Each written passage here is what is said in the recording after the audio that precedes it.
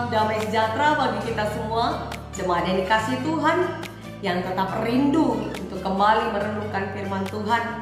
Kita berjumpa kembali di dalam renungan untuk khotbah Minggu tanggal 12 Maret tahun 2023, yaitu Minggu Pasion yang keempat. Namun sebelum kita membaca firman Tuhan dan merenungkan isinya, mari kita mohon penyertaan Roh Kudus. Kita minta hikmat untuk bisa kita menerima firman Tuhan hari ini. Kita bersatu di dalam doa. Kita berdoa. Dengan hati yang bersyukur ya Bapa, kami datang sujud menyembah Engkau, memohon hikmat untuk bisa mengerti akan firman-Mu yang sebentar lagi akan kami baca dan kami gumuli. Biarlah Roh Kudus-Mu yang ada pada kami memampukan kami tidak hanya sebagai pendengar, melainkan juga sebagai pelaku firman Tuhan. Ke dalam tangan-Mu kami berserah, di dalam nama Yesus Kristus kami berdoa. Amin. Saudara yang dikasihi Tuhan, kita akan membaca kitab Markus. Markus pasal yang ke-10 ayat 35 sampai ayat 45. Demikianlah isinya kitab Markus pasal yang ke-10 ayat 35 sampai ayat yang ke-45 dengan judul yang diberikan oleh LAI, Permintaan Yakobus dan Yohanes, bukan memerintah melainkan melayani. Lalu Yakobus dan Yohanes, anak-anak Zebedeus, mendekati Yesus dan berkata kepadanya, "Guru, kami harap supaya Engkau kiranya mengabulkan suatu permintaan kami." Jawabnya kepada mereka, "Apa yang kamu kehendaki aku perbuat bagimu?" Lalu kata mereka, "Perkenankanlah kami duduk dalam kemuliaan-Mu kelak, yang seorang lagi di sebelah kananmu dan yang seorang di sebelah kirimu." Tetapi kata Yesus kepada mereka, "Kamu tidak tahu apa yang kamu minta. Dapatkah kamu meminum cawan yang harus kuminum dan dibaptis dengan baptisan yang harus kuterima?" Jawab mereka, "Kami dapat."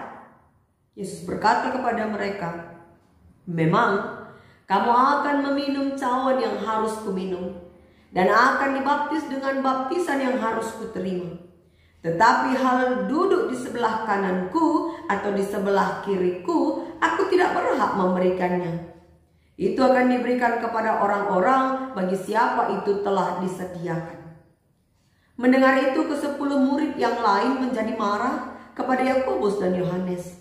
Tetapi Yesus memanggil mereka lalu berkata, "Kamu tahu bahwa mereka yang disebut pemerintah bangsa-bangsa memerintah rakyatnya dengan tangan besi, dan pembesar-pembesarnya menjalankan kuasanya dengan keras atas mereka. Tidaklah demikian di antara kamu. Barang siapa ingin menjadi besar di antara kamu, hendaklah ia menjadi pelayanmu. Dan barang siapa ingin menjadi yang terkemuka di antara kamu, hendaklah ia menjadi hamba untuk semuanya. Karena Anak Manusia juga datang bukan untuk dilayani, melainkan untuk melayani, dan untuk memberikan nyawanya menjadi tebusan bagi banyak orang." Sampai demikian nas firman Tuhan yang menjadi renungan kita. Dan tema untuk kita renungkan di Minggu Pasion keempat adalah sanggup menerima penderitaan. Sanggup menerima penderitaan. Saudara-saudara yang dikasihi Tuhan, pernahkah saudara masuk di dalam suasana persaingan? Pernahkah saudara masuk atau berada di dalam suasana persaingan? Mungkin di dalam lingkungan sekolah, lingkungan pekerjaan, usaha, atau bahkan dalam lingkup pelayanan. Yang dikatakan bersaing yaitu orang-orang yang berlomba ingin menjadi terdepan, menjadi yang lebih pantas. Contohnya yang biasa kita lihat dalam kehidupan kita sehari-hari, Di dalam suatu kelas belajar mengajar, ada 32 orang murid yang bersaing untuk mendapatkan nilai yang terbaik. Sehingga mereka berusaha mendapat perhatian sang guru wali kelasnya. Minimal nilai kasih sayang bisa mereka peroleh. Atau di sebuah kantor. Di sebuah kantor tempat para karyawan atau pegawai bekerja, biasa terjadi persaingan. Mereka ingin menjadi lebih diperhatikan oleh pimpinan dengan cara membuat pekerjaan yang lebih baik, pencapaian yang lebih maksimal, ya. Sehingga dengan hasil kerjanya itu dia bisa menjadi orang yang diandalkan dan kepercayaan pimpinan. Tentu masih banyak lagi contoh-contoh hal-hal yang lain yang menggambarkan situasi persaingan seperti yang terjadi pada murid-murid Tuhan Yesus di dalam kitab Markus ini. Saudara yang dikasih Tuhan, kitab Markus adalah salah satu dari kitab Injil yang menceritakan kisah pelayanan Yesus. Yesus sang anak Allah diceritakan melakukan berbagai tanda mujizat, menyembuhkan orang-orang sakit, mengusir setan-setan, ya, menyembuhkan orang lumpuh bahkan. Bahkan Yesus juga memilih 12 murid-muridnya. Karena ketika itu namanya sudah dikenal dan banyak orang yang telah mengikut Yesus. Di dalam nats renungan ini diceritakan ada 2 orang murid Yesus yang mendekati Yesus dengan satu maksud. Apa maksud mereka? Yaitu agar mereka kelak diperkenankan untuk duduk di dalam kemuliaan Yesus, satu di sebelah kiri, satunya lagi di sebelah kanan. Sehingga kata Yesus, kamu tidak tahu apa yang kamu minta. Karena Yesus tahu apa yang mereka pikirkan ketika itu. Dan apa yang mereka bayangkan adalah Yesus akan mendirikan sebuah kerajaan di dunia. Sehingga mereka meminta posisi yang penting di dalam sebuah kerajaan, yaitu duduk di sebelah kanan dan kiri raja, menjadi orang kepercayaan. Lalu Yesus bertanya kepada kedua murid tersebut, yaitu Yakobus dan Yohanes. Katanya, dapatkah kamu, ya, meminum cawan yang harus kuminum dan dibaptis dengan baptisan yang harus kuterima? Ayat 38. Dan apa jawab mereka? Tanpa berpikir panjang mereka langsung menjawab, kami dapat, ya, kami bisa. Dengan gampangnya mereka menjawab pertanyaan Yesus. Padahal mereka tidak mengerti apa maksud dan arti dari perkataan Yesus tersebut. Makna minum cawan dan baptisan yang Yesus maksud adalah penderitaan yang akan dihadapi oleh Tuhan Yesus. Memang kemudian setelah kematian dan kebangkitan Yesus, kelak murid-murid tersebut akan benar-benar mengalami penderitaan. Kalau kita baca dari sejarah atau artikel-artikel bagaimana kehidupan para rasul yang murid-murid Yesus, bahkan melalui kisah para rasul, dikatakan bagaimana Yakobus bahkan dipenggal kepalanya di bawah pemerintahan Raja Herodes. Kisah para rasul 12 ayat yang pertama sampai ayat yang kedua. Dan murid-murid lainnya juga seperti Petrus matinya dengan cara disalib, tetapi kepalanya terbalik, ya, disalib terbalik. Thomas, ya, murid Yesus yang tidak mudah percaya itu, dia juga mati dengan ditusuk tombak. Dia mati di India pada waktu memberitakan tentang Kristus. Yohanes, dia juga digoreng hidup-hidup, lalu karena tidak mati ia pun dibuang ke Pulau Patmos, dan disitulah ia menerima wahyu. Berbagai penderitaan dialami oleh para murid di dalam mengikut Yesus. Namun dalam konteks ini, murid-murid belum ada yang mengerti penderitaan apa yang menanti di hadapan mereka. Sebagaimana harapan mereka akan Yesus, demikianlah pemahaman mereka akan misi Yesus ke dunia, yaitu mendirikan sebuah kerajaan. Itulah sebabnya ketika murid-murid lain tahu apa yang Yakobus dan Yohanes lakukan, mereka menjadi marah. Kemungkinan marahnya itu karena mereka merasa didahului dengan pemahaman yang demikian tadi. Lalu Yesus menegur murid-muridnya itu dengan berkata bahwa pemerintah bangsa-bangsa itu memerintah rakyatnya dengan tangan besi, dalam arti otoriter, sesuka hati, ya. Tetapi tidaklah demikian dengan engkau, yaitu para murid sebagai pengikut Yesus. Kata Yesus lebih lanjut, barang siapa ingin menjadi besar, hendaklah menjadi pelayan. Barang siapa ingin menjadi terkemuka, hendaklah menjadi hamba. Karena anak manusia, yaitu Yesus sendiri, datang bukan untuk dilayani, melainkan untuk melayani. Ia bahkan memberikan nyawanya. Dengan kata lain, prinsip duniawi itu berbeda dengan yang diajarkan oleh Tuhan. Kehadiran para pengikut Kristus di dunia ini harusnya bukan untuk dilayani, tetapi untuk melayani. Bukan melakukan apa yang disukai saja, apa yang mereka kehendaki. Ibaratnya pemerintah yang digambarkan oleh Tuhan Yesus tadi, yang memerintah dengan tangan besi. Para pengikut Kristus harusnya tidaklah meninggikan diri sendiri, tetapi merendahkan diri seperti hamba untuk menjadi besar dan menjadi terkemuka. Saudara-saudara yang dikasihi Tuhan, melayani di sini berarti mau berkorban. Layaknya Yesus mengorbankan nyawanya. Inilah yang Yesus maksud dengan istilah cawan dan baptisan yang akan diterimanya.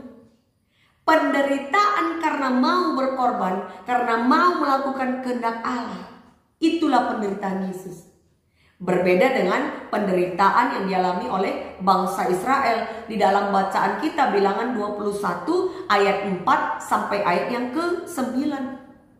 Di mana oleh karena dosa mereka lah, ya, mereka bersungut-sungut, mereka tidak menghormati Tuhan Allah yang telah menyelamatkan mereka dari Mesir. Bahkan mereka berani mengatakan muak, ya, bosan dengan makanan yang Allah sediakan selama ini. Sehingga apa akibatnya? Tuhan Allah marah. Tuhan Allah menyuruh ular-ular berbisa memagut mereka, sehingga banyaklah yang mati. Namun Allah tidak bermaksud untuk melenyapkan bangsa pilihannya itu, melainkan Ia hendak mendidik dan memperingatkan bangsa itu dengan menyuruh Musa untuk membuatkan ular tembaga, lalu menaruhnya pada sebuah tiang, supaya barang siapa yang terpagut ular lalu melihat pada ular tembaga tersebut, ia tidak akan mati.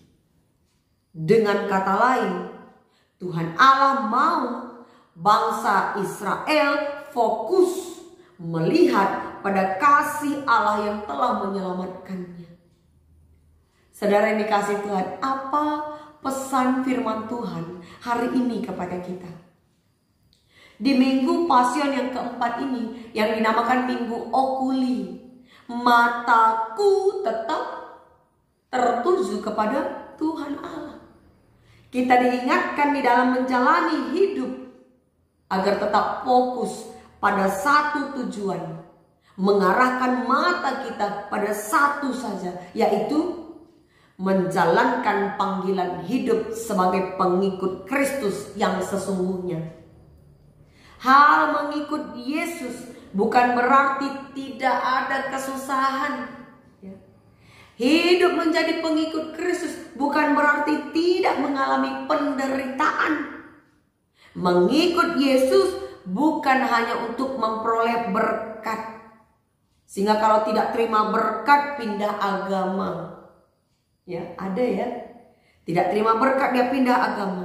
Dia cari-cari berkat terus. Atau ada juga orang yang cenderung ya, orang Kristen yang cenderung suka pindah-pindah gereja. Karena tidak merasakan ada berkat Tuhan di gereja yang satu. Dia minta kesembuhan tapi tak kunjung sembuh. Lalu dia pindah, minta didoakan gereja yang lain.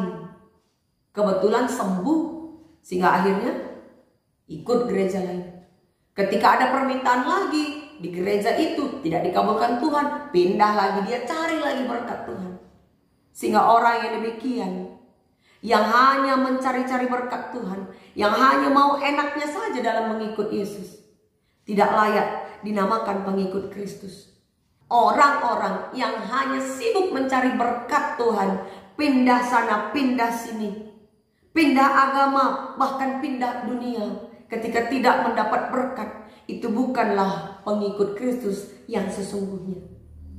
Hidup mengikut Yesus berarti siap berkorban, mau melayani seperti yang Yesus lakukan. Hidup mengikut Yesus berarti siap menghadapi penderitaan. Karena melakukan kehendak Tuhan pasti bertentangan dengan dunia. Misalnya dalam menegakkan keadilan, menegakkan kebenaran dan firman Tuhan, itu tentu ada resikonya. Penderitaan pasti ada di dalam menjalankan kebenaran. Juga dalam melawan persekongkolan jahat. Bisa juga di dalam memperoleh hasil pekerjaan yang tidak sesuai dengan harapan. Sudah maksimal bekerja tapi tidak naik jabatan. Sudah maksimal bekerja tapi tidak juga naik gaji. Ada juga orang-orang yang menolong teman dengan niat yang baik tapi ternyata dituduh cari untung, difitnah. Ada penderitaan. Melayankan firman Tuhan malah dicerca, memperingatkan orang yang berbuat salah malah dipukul. Setiap kita melakukan kehendak Tuhan pasti ada penderitaan. Tapi mampukah kita terus bertahan? Hendaknya itu menjadi bahan refleksi kita hari ini. Saudara-saudara yang dikasihi Tuhan, bagaimana sikap kita ketika kita menghadapi berbagai macam penderitaan di dalam melakukan kehendak Tuhan? Ingat ilustrasi wortel, telur, dan kopi. Yang pertama, wortel. Wortel yang semula keras, tetapi setelah direbus di air yang mendidih, maka ia akan menjadi lembek. Ini adalah gambaran orang-orang yang ketika ada penderitaan, dia langsung lembek, langsung melempem imannya, dan tidak nampak lagi jati diri, apalagi imannya. Ada juga telur yang semula rapuh, mudah pecah, tapi setelah direbus menjadi keras.